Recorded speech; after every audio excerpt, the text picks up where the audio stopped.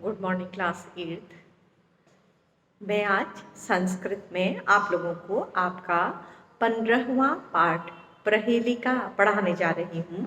तो आप भी बुक निकाल लीजिए बच्चों अपनी, ताकि आप उस पाठ को अच्छी तरह से समझ सकें।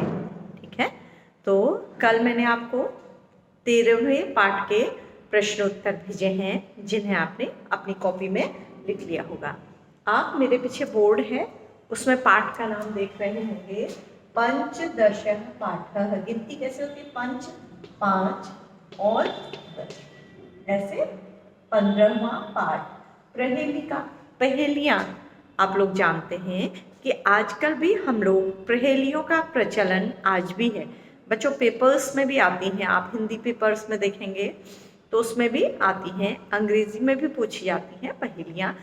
पहेलियां क्यों पूछी जाती हैं? प्रारंभ से ही मनुष्य ने अपने मनोरंजन के लिए इसका विकास किया है। मनोरंजन के साथ साथ पहेलियां पूछने, समझने और जानने से हमारी बुद्धि का विकास होता है। क्विक डिसीजन लेते हैं हम लोग, क्योंकि पहेलियां उनके शब्दों में ही उनके उत्तर छिपे रहते हैं। बचपन में हम लोगों को नानी जब सुनाती थी पहेलियां, आपने भी सुना होगा, हरी थी मन भरी थी, राजा जी के बाग में दोशाला ओढ़े खड़ी थी। भुट्टे के लिए होता था बेटा, लाख मोती जड़ी थी, कुछ होता था कि लाख मोतियां हैं उसके अंदर और हरा दुशाला पहन के वो खड़ी है। तो इस तरह की पहेलियां आम रूप से हमारे समाज में प्रचलित हैं, जिन्हें आपने भी कहीं ना कहीं किसी न किसी रूप में सुना होगा। तो आज उन्हीं पहेलियों को हम संस्कृत में पढ़ रहे हैं, जिन्हें आपको समझना होगा। परीक्षा की दृष्टि से भी ये इम्पोर्टेंट है, क्योंकि ये श्लोक की तरह दिखाई दे रही हैं, लेकिन इनमें संस्कृत शब्दों का अर्थ जानना और इस किस पहेली का क्या उत्तर है ये जानना आपके लिए जरूरी है। तो बच्चों, मैं पहले पाठ प्रवेश पढ़ रही हूँ, जो इसमें लिखा है, पहेलियां मनोरंजन की प्राचीन विधा हैं। विधा मतलब प्रकार। ये प्रायः विश्व की सारी भाषाओं में उपलब्ध है। केवल हिंदी संस्कृत में ही नहीं, मैं आपको बता रही थी अंग्रेजी में, और विश्व में जितनी भी भाषाएं उपलब्ध हैं उनमें ये मौजूद है। संस्कृत के कवियों ने इस परंपरा को अत्यंत समृद्ध किया है। संस्कृत साहित्य बेटा समृद्ध तो है ही, बहुत अच्छा है, तो संस्कृत में भी पहेलियां लिखी गई। ठीक है, पहेलियां जहाँ हमें आनंद देती हैं, मतलब हमारा मनोरंजन करती हैं, वही समझ बूझ की हमारी मानसिक व बौद्धिक प्रक्रिया को तीव्रतर बनाती हैं।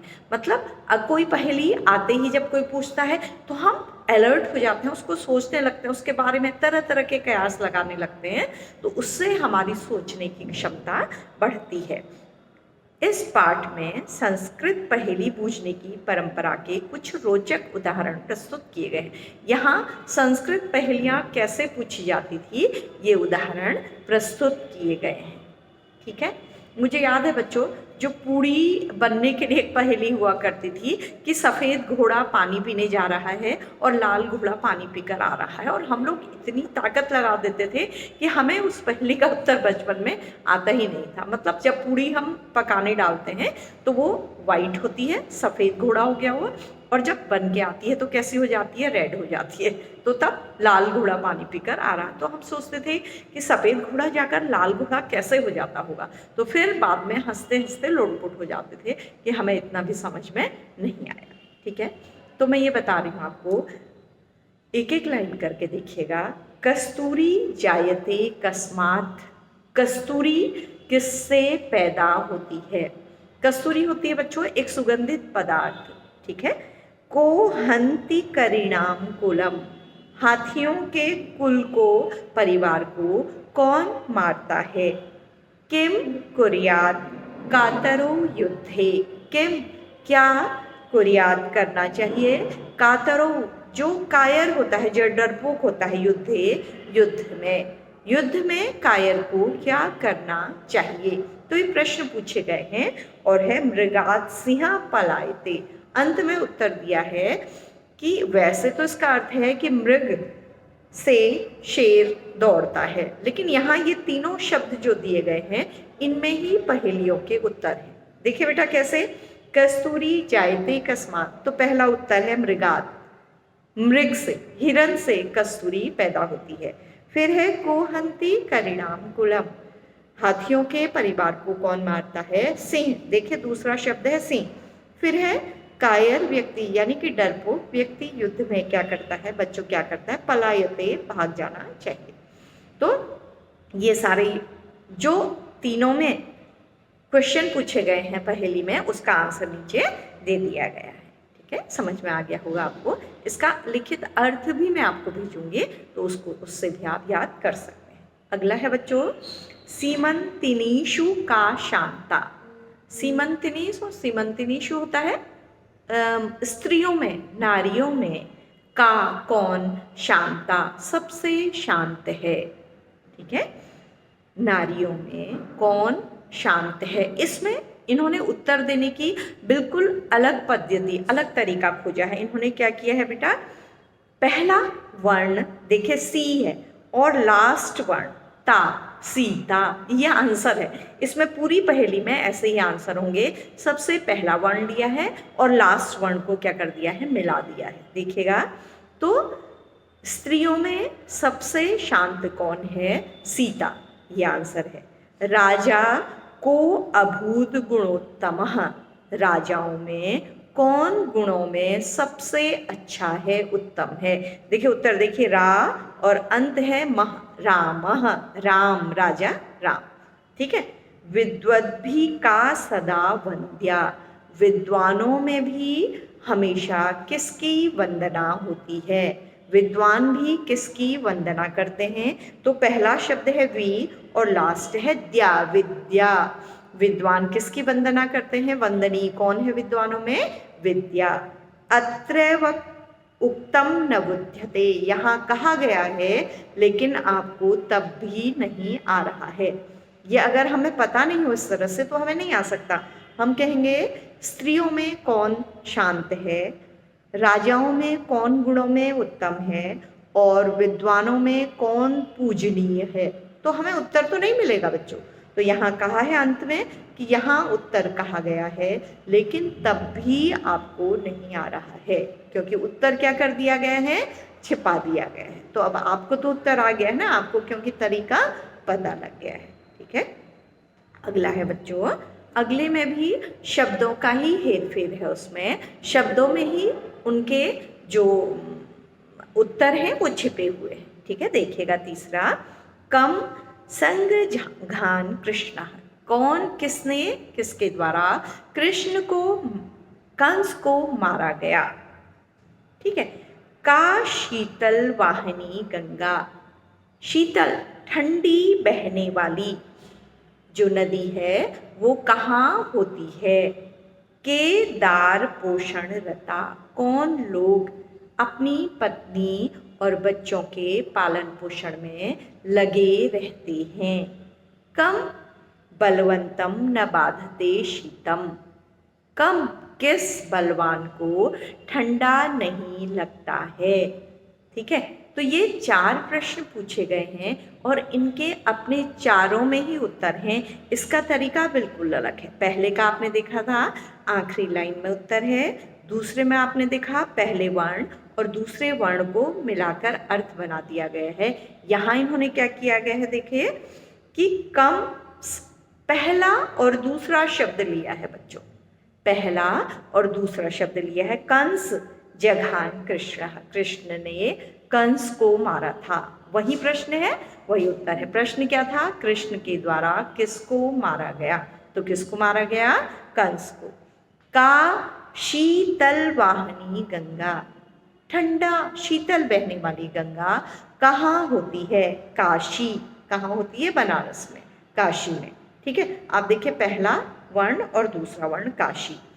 केदार पोषण रता, कौन है जो पति पत्नी के, पत्नी और बच्चों के पालन पोषण में तत्पर रहते हैं? तो उसका उत्तर है केदार, मतलब जो खेती करने वाले लोग हैं, यानी कि किसान, किसान जो हैं वो अपने तक सीमित रहकर अपने पत्नी और बच्चों का पालन पोषण करते हैं। मतलब कहने का मतलब है बच्चों, वो परिश्रम इसलिए करते हैं कि उनके परिवार का पालन पोषण हो सके। कम बलवंतम, कौन बलवान ऐसा है जिसे जाड़ा नहीं सताता? तो यहाँ है कंबलवंतम, जिसके पास कंबल है उसे जाड़ा नहीं सताता है। देखिए कितना ट्रिक लगाकर इन्होंने जब ये पहेलियां बनाई होंगी तो कितना एफर्ट किया होगा, कितनी मेहनत की होगी बच्चों। ठीक है, अगला देखिए, वृक्षाग्रवासी न च पक्षी राजः। मैं वृक्ष के ऊपर बिल्कुल आगे वाले भाग में रहता हूँ, लेकिन मतलब बहुत ऊंचाई में रहता हूँ, लेकिन पक्षी नहीं हूँ। त्रिनेत्रधारी न शूलपाणी, मेरे 3 नेत्र हैं, लेकिन मेरे हाथ में त्रिशूल नहीं है, यानी कि मैं शिव नहीं हूँ। त्वग वस्त्रधारी न च सिद्ध योगी, मैं त्वचा यानी कि छाल के वस्त्र को धारण करता हूँ और न सिद्ध हूँ न योगी हूँ। त्वचा के, वृक्षों की छाल के वस्त्र को कौन धारण करता है बच्चों? जो योगी होते हैं, जिन्होंने संसार को छोड़ दिया है। लेकिन ये कह रहा कि मैं योगी नहीं हूँ। जलम च विभ्रन्न घटो न मेघ, जलम च विभ्रन्न, मेरे अंदर, जलम च, और मेरे अंदर पानी भरा हुआ है, लेकिन मैं घटा, बादल और बरसात नहीं हूँ, बादल और वर्षा नहीं हूँ। तो क्या है ये? न घटा हूँ न बादल हूँ कह रहा है, तो है कौन? कौन होता है ऐसा? नारियल। ठीक है, देखिए क्या होता है कि वो वृक्ष के ऊपर रहता है, लेकिन वो पक्षी नहीं है। 3 आंखें होती हैं उसके, आपने देखे होंगे कभी नारियल तोड़ने में, लेकिन शिव, 3 आंखें किसकी होती हैं? शिव की, लेकिन वो कह रहा मैं शिव भी नहीं हूँ। छाल का वस्त्र, उसके आप देखिएगा कि नारियल के बाहर, गोले के बाहर छाल लगी रहती है, लेकिन वो कह रहा है जटाधारी हूँ, लेकिन सिद्ध और योगी नहीं हूँ। इसके बाद वो कहता है मेरे अंदर पानी भरा है, लेकिन मैं घटा और मेघ नहीं हूँ। ठीक है, तो ये कौन है? नारियल। क्लियर? इसमें अपने में उत्तर नहीं दिया गया है, इसका उत्तर अलग से है, नारियल फल या नारिकेल फलम संस्कृत में। अगला है बच्चों, लास्ट है, भोजनांते च किम पेयम, भोजन के अंत में, भोजन के बाद क्या पीना चाहिए? क्योंकि हमारे देश में आयुर्वेद बहुत फेमस है बच्चों, बहुत प्रसिद्ध है, और आपने देखा होगा कोविड के समय में आयुर्वेद का प्रचलन और बढ़ा है। तो प्रश्न पूछते हैं कि भोजन के अंत में हमें क्या पीना चाहिए? जयंतः कस्य वै सुतः, जयंत किसका पुत्र था? अलग अलग तरह के प्रश्न हैं। कथम विष्णु पदम प्रोक्तम, स्वर्ग कैसा है, या विष्णु जहाँ रहते हैं उनके पैरों में कैसा है, उसे प्राप्त करना कैसा है, कितना कठिन है, यानी कि मतलब। ठीक है, तक्रम शक्रस्य दुर्लभम, अब इन्होंने इसका जो उत्तर दिया है वो पहली पहेली की तरह दिया है। अंत में जो 3 शब्द हैं चौथी लाइन में, वो इसके उत्तर है। तो कहते हैं भोजन के अंत में क्या पीना चाहिए? तक्रम माने मट्ठा, छाछ बच्चों। ठीक है, बहुत हेल्दी होती है कहते हैं आयुर्वेद में।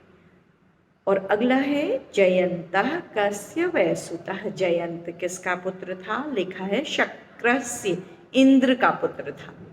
ठीक है, दुर्लभम, और अगला है बहुत कठिन, यानी कि स्वर्ग को प्राप्त करना, विष्णु लोक को प्राप्त करना अत्यधिक कठिन है। तो इस तरह से ये तीनों जो पहेलियां पूछी गई थी उनका उत्तर उन्होंने अगली लाइन में दे दिया है। तो ये आपको समझ में आ गया होगा। मैं इसका अर्थ भेजूंगी आपके लिए और प्रश्न उत्तर भी भेजूंगी, तो एक बार और रिवाइज करिएगा। और अगर लगे कि ये आपको समझ में नहीं आ रहा है, थोड़े नए तरह का लेसन है बच्चों, ठीक है, अगर नहीं आएगा तो किसी लाइव क्लास में मैं इसे फिर से समझा दूंगी। तो ये पार्ट हमारा बस इतना ही है, समाप्त हो गया। इसमें आज बच्चों आपने विभिन्न तरह की संस्कृत में पहेलियाँ पढ़ी, उनके अर्थ जाने, उनके उत्तर किस तरह से प्राप्त होते हैं ये जाना कि किसी पहेली का उत्तर अंतिम लाइन में दिया गया है, किसी में उत्तर नहीं दिया गया है, उसे खुद समझना है नारिकेल फलम वाली को, और किसी में 2 शब्दों को 2 वर्णों को मिलाकर उत्तर दिया गया है। तो इस तरह से अलग अलग तरीका निकाला गया है उत्तर देने के लिए। तो इस तरह से ये रुचिकर पाठ, बहुत इंटरेस्टिंग पाठ है बच्चों, आज समाप्त हुआ। तो उम्मीद है आपको ये पाठ समझ में आ गया होगा। ठीक है बच्चों, इसको तैयार करिएगा और इसका लिखित काम भी पूरा कर लीजिएगा। Thank you class.